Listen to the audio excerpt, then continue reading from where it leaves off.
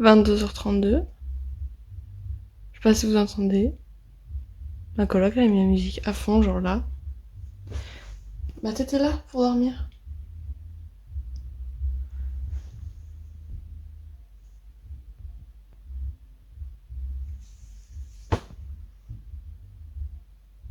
Je vais... Là je suis censée commencer ma routine du soir parce que j'ai enfin mis en place des trucs pour que je puisse bien dormir. Genre faire de la petite méditation et tout. Écouter des trucs sympas. Des petits bruits de pluie. Comment c'est possible avec ce bruit là? Je sais pas si vous entendez en fait. Croyez-moi. Mon mur il vibre.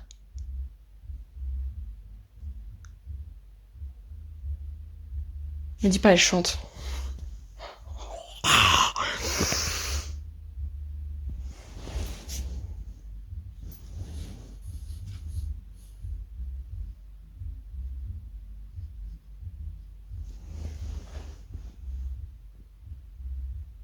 Elles ont eu toute la journée.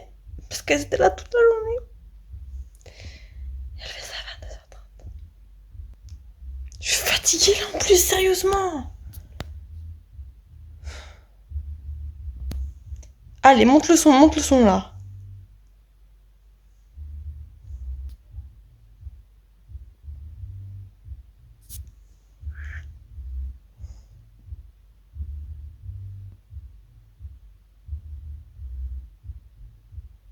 En plus, c'est nul.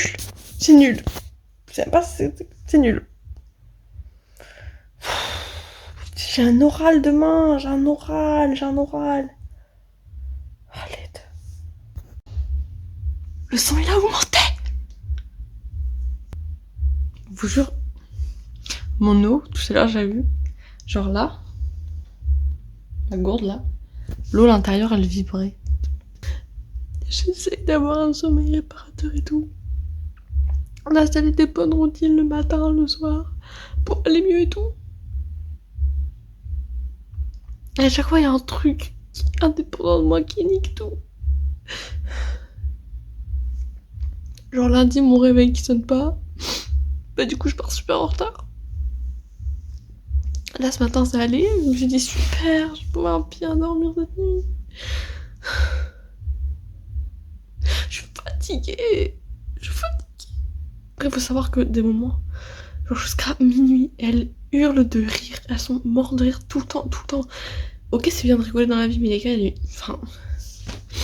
Il y a des heures quoi, enfin s'il vous plaît genre. C'est même pas comme si je me couchais genre à 20h. Non, la preuve il est 22h47. Il est 22h47. Je pense que c'est une heure pour arrêter de faire de la musique. Je pense.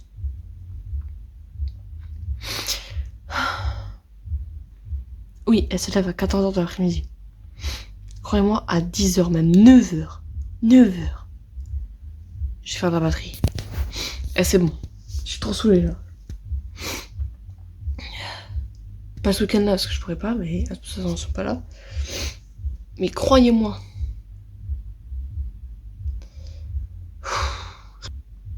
Je vais péter mon crâne.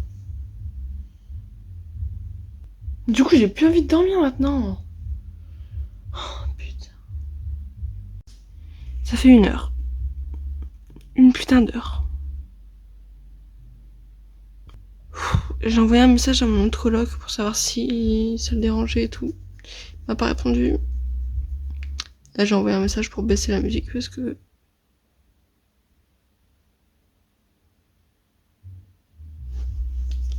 C'est quoi cette musique qui fait des feintes? C'est tout le temps le même rythme. Ça fait 1 heure que c'est le même rythme. 1 heure.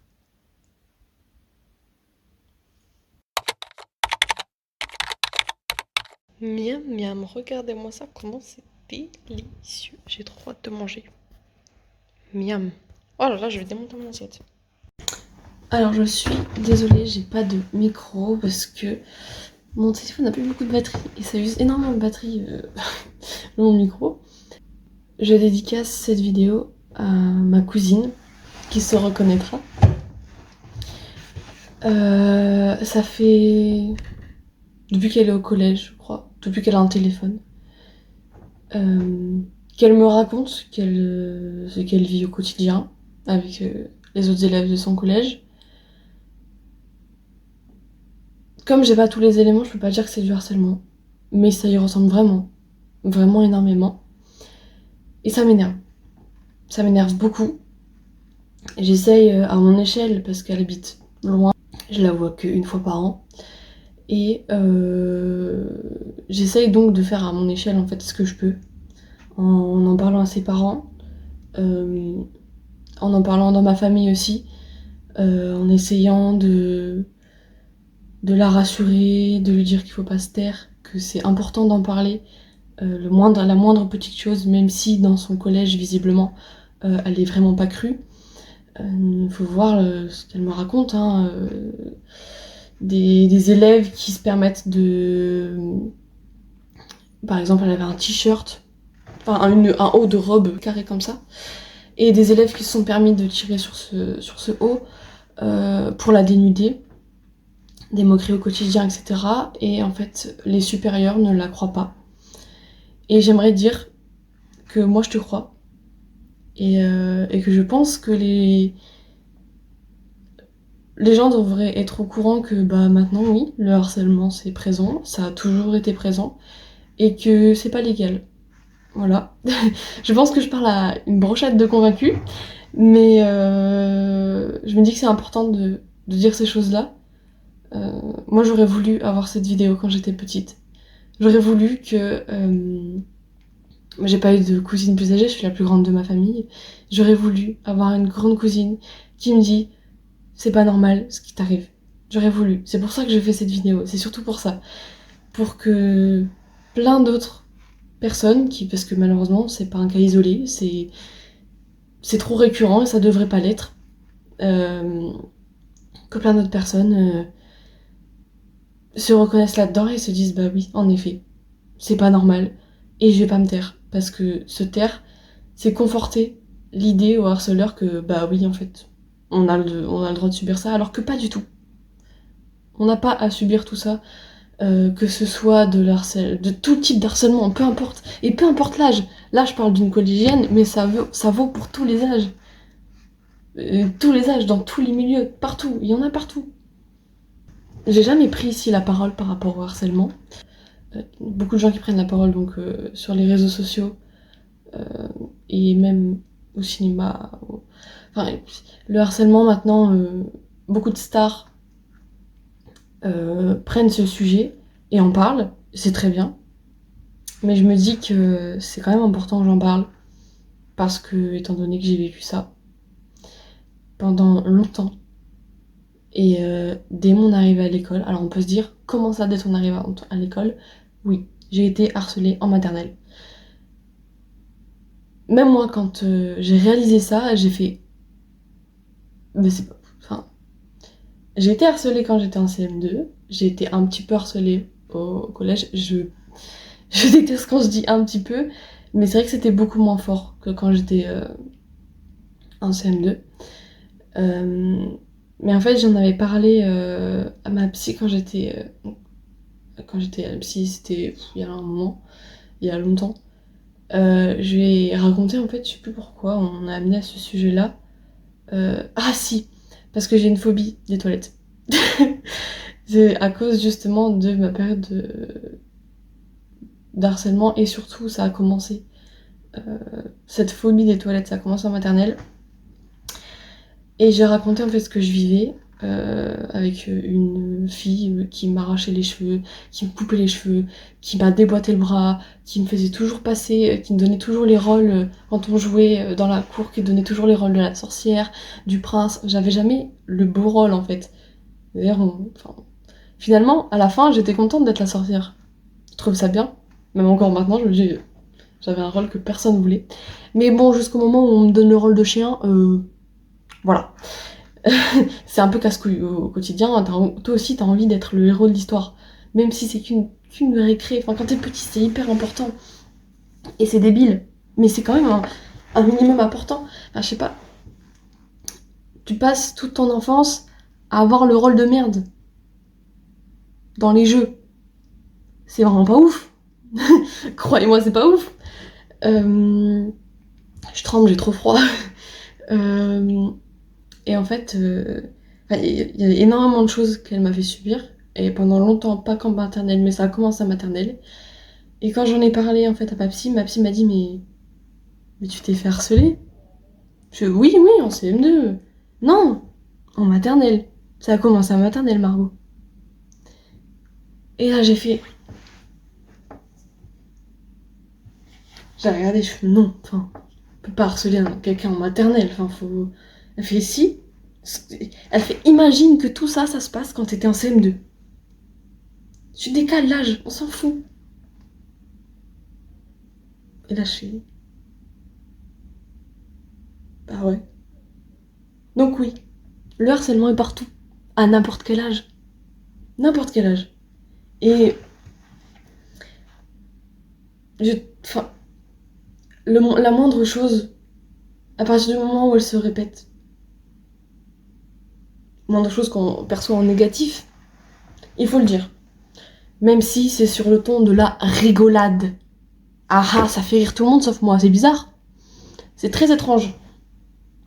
Donc il faut vraiment, vraiment en parler et je sais que c'est extrêmement difficile. J'ai mis j'ai mis très longtemps à en parler. Euh, la preuve, ce qui s'était passé, etc. en maternelle, j'en ai parlé qu'à ma psy. Et c'est la première fois que j'en parle vraiment. Parce que j'ai évoqué des petites anecdotes comme ça auparavant euh, quand je discutais avec des potes, mais j'ai jamais dit oui, je me suis fait harceler en maternelle. Je l'ai jamais dit comme ça. Enfin, ça a toujours été. Il y avait une fille qui m'embêtait. Enfin, c'était toujours des euphémismes de fou. Mais bon. Bref. Donc, vraiment, faut pas. C'est difficile, mais il faut le faire. Faut parler, même si c'est difficile. Je sais, j'ai mis 1 an à mes parents à. Je sais plus parler. J'ai mis 1 an pour dire à mes parents ce qui se passait dans ma classe en CM2, donc c'est bien, je l'ai dit à la fin d'année, plus rien à faire. Mais bon, bref. Ce qui m'a permis en fait d'en parler tout de suite quand ça est tenté de reprendre en arrivant en sixième, parce que bah on est tous du même point, donc on se retrouve tous. Mais un autre type d'harcèlement a pris le dessus et par des gens que je ne connaissais pas. Et ouais. Et ensuite, il y a aussi d'autres violences il faut parler aussi d'autres violences. Hein. On peut parler des violences sexuelles, sexistes, des violences physiques, que ce soit pas forcément de harcèlement, juste bah, un jour on s'est fait tabasser, bah, il faut en parler. Euh, voilà. Je dis ça comme si c'était anecdotique, mais genre, la manière dont je l'ai dit, mais vraiment, c'est pas normal, on ne devrait pas subir tout ça. On ne devrait pas, non. D'ailleurs, c'est dans la loi. C'est puni par la loi, donc rien que ça. Et même si même si ça l'était pas, c'est pas normal. Et pareil pour les agressions que j'ai subies en fait au lycée pendant une courte période, mais quand même ça reste marquant pour mon année de première.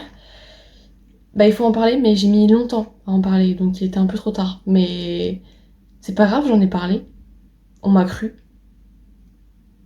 et maintenant je peux guérir. C'est long, c'est très long, c'est très très long.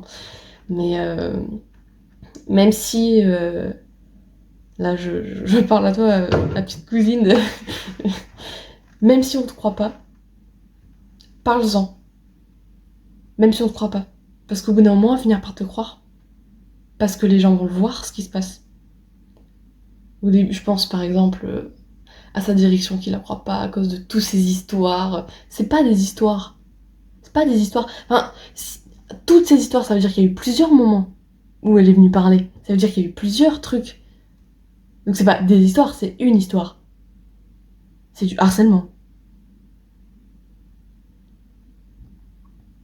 Donc voilà, donc je pense à des gens comme ça, qui minimise tout. Ah oui, bah à force, on a l'habitude. Non, non, non, bah non, non.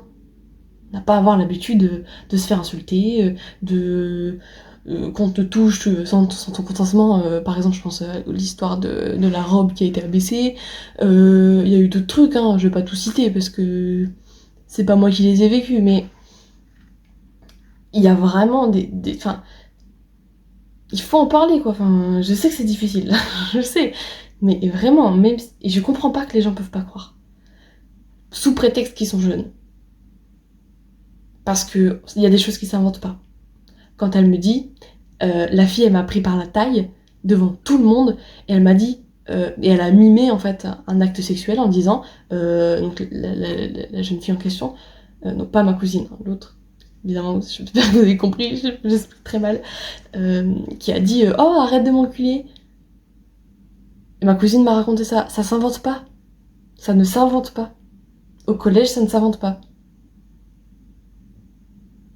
Pareil, le coup du t-shirt, ça s'invente pas. Enfin, je veux dire, pourquoi quelqu'un irait inventer l'histoire d'un t-shirt abaissé et que ça a mis la honte, etc. Alors oui, on peut mentir, mais pas sur ce genre de choses. On peut mentir sur j'ai trouvé de l'argent, on peut mentir sur la vie de nos parents quand on est petit, mais pas sur ça. Enfin, je suis désolée, mais j'ai jamais vu un enfant inventer ça. Premièrement, ma cousine n'a pas inventé ça, n'a pas inventé ces histoires. Et deuxièmement, la fille qui, en tout cas, qui a fait ces deux choses-là, parce qu'il y a d'autres trucs, hein, mais pas forcément que par elle, je pense qu'elle n'a pas inventé ce terme. Elle n'a pas inventé ces actes. Elle les a vus quelque part. On fonctionne par mimétisme. Merci. Donc c'est qu'elle a vu des choses. Je ne sais pas quoi, je ne sais pas où, je ne sais pas comment, mais pareil, elle a pas dû inventer. Mais donc, faut peut-être se poser aussi des questions. Des deux côtés. Ma cousine n'invente pas ces histoires. Elle les, elle les vit vraiment. Et l'autre personne n'a pas inventé ses actes. Elle les a forcément vus à un moment donné. Tout ça pour dire que les personnes qui subissent des violences, que ce soit répété ou non, ça reste une violence. Bah, personnellement, je vais vous croire. Alors au début, j'ai peut-être écouté, entendre. Non, plutôt écouter, parce que entendre et écouter, c'est pas pareil. Entendre juste, ça passe dans une oreille, ça ressort. Écouter, on prend le temps, on se pose et on écoute. Sinon, on n'aurait pas inventé deux mots différents. Non, je rigole. Donc moi, ce que je fais généralement, quelqu'un me confie ces choses qu'il a vécues, ces violences-là, des violences. D'abord, j'écoute. J'essaie de poser des questions pour voir, pour creuser un peu, pour voir le vrai du faux, même si généralement tout est vrai. Et j'essaie aussi d'avoir plusieurs éléments extérieurs pour construire un peu le contexte de ces actes-là. De manière générale, c'est des violences qui ont vraiment été subies. Je crois que j'ai jamais rencontré quelqu'un qui m'a menti là-dessus. Jamais. Et une fois que j'ai écouté tout ça, que j'ai posé mes petites questions, je lui ai dit bah écoute, moi je te crois. Et je vous crois tous. Je vous crois et je vous soutiens. Parce que visiblement, il y a des gens qui sont pas capables d'entendre les histoires des enfants. Alors qu'ils travaillent avec des enfants. Donc ils sont censés savoir le faire.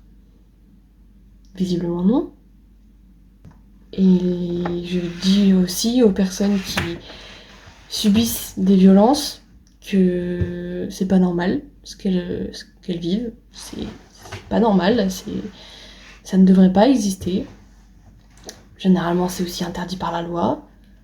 Que c'est pas les fautives Elles ont pas demandé, enfin, qui a demandé de se faire taper dessus qui a demandé à se faire déshabiller comme ça, sans qu'on nous demande, enfin, devant tout le monde, des trucs comme ça. Enfin, je veux dire, non, on n'a pas envie de faire ça de manière générale. Justement, ça s'appelle des violences. et, je dis aussi que je suis là, et qu'ils y sont pour rien, et que c'est dégueulasse, en effet, oui, on y est pour rien, c'est horrible, on n'a rien demandé, mais c'est pas de leur faute.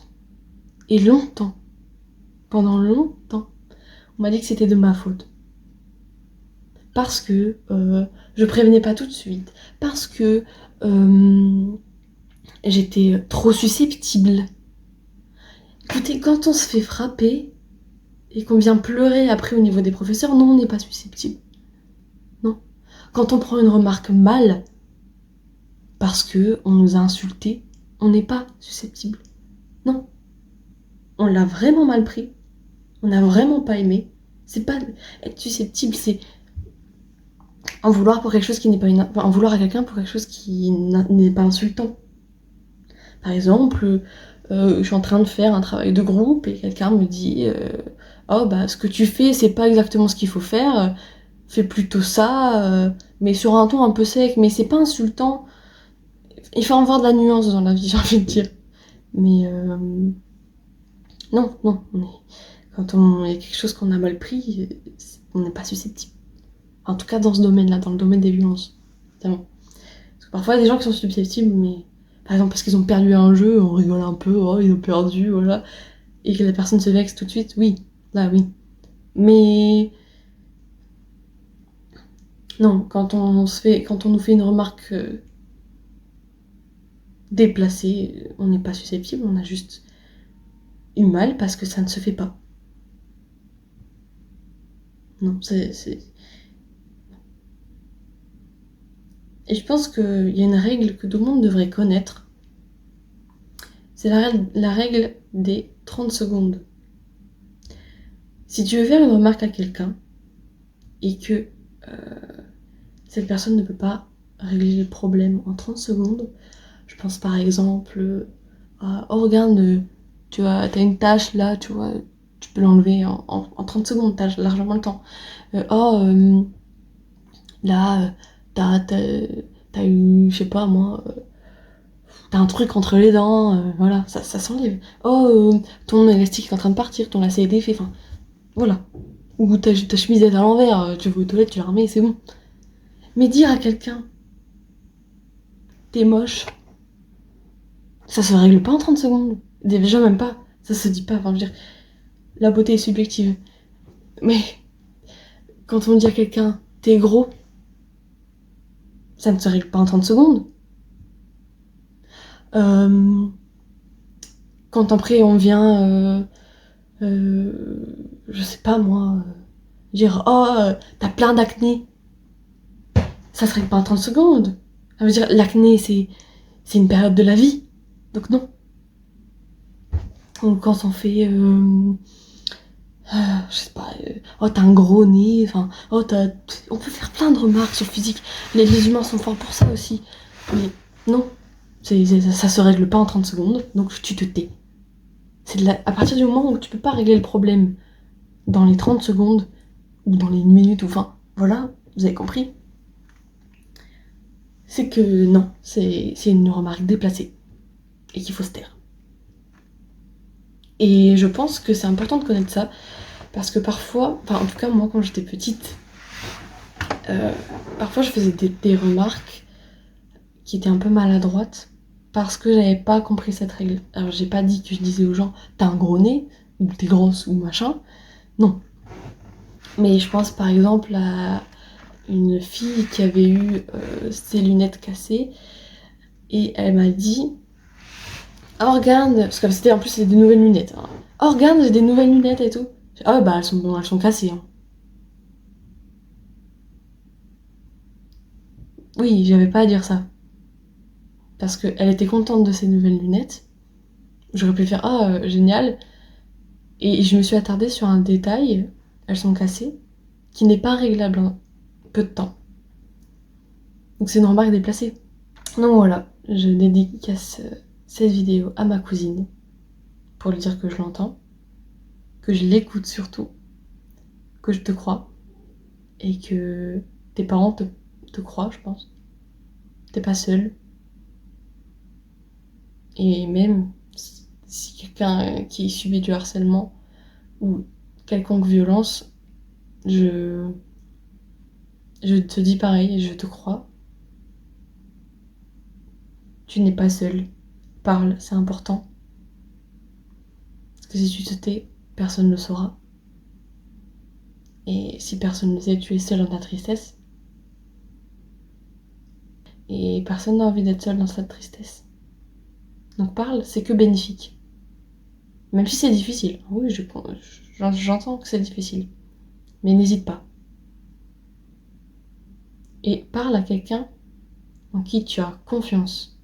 Parce qu'on a beau dire, oui, il faut parler aux adultes, etc. Mais il faut surtout parler aux adultes en qui on sait qui vont nous écouter et en qui on a confiance. Parce que j'ai déjà entendu des histoires euh, de personnes qui me racontaient, j'en ai parlé à un adulte, et cet adulte en a profité, en fait, a profité de ma confession pour justement enfoncer le clou devant toute la classe, pour en fait en jouer de cette faiblesse. Et donc non, allez vers des gens en qui vous savez que vous allez t'écouter. Allez-y. Euh, Moi par exemple, ça fait cliché, j'ai été voir l'infirmière. Mais parce que je sais que cette infirmière, quand j'y allais, elle était très gentille. Elle me demandait toujours comment ça allait, etc. Et je savais qu'elle allait avoir une oreille attentive. J'aurais jamais été voir mon prof de maths. Mon prof de maths qui s'amusait à nous humilier tout le temps. Alors oui, certes, c'est un adulte, mais pas un adulte de confiance. Et ça aussi, c'est important de le savoir. Il faut en parler à des gens à qui on a confiance. Parce que on se sent plus en sécurité, c'est plus facile d'en parler du coup.